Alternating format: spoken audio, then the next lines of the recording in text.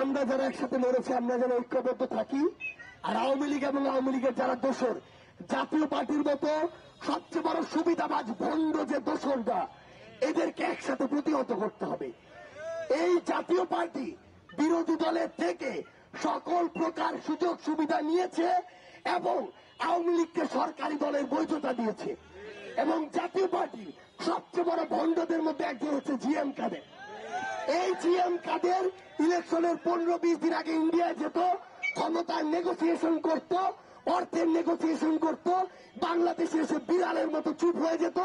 Election হতো, দামি ইলেকশনের জাতীয় পার্টি বিরোধী দল হতো, আওয়ামী লীগকে তারা সরকারি দলের সমর্থন দিত।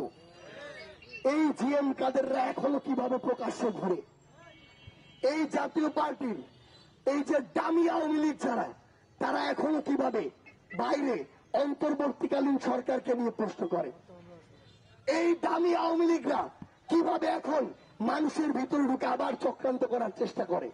এরা আবার আওয়ামী লীগ, যুবলীগ, ছাত্রলীগের সন্ত্রাসীদের পিছনে নিয়ে আবার সামনে আগানোর চেষ্টা করছে।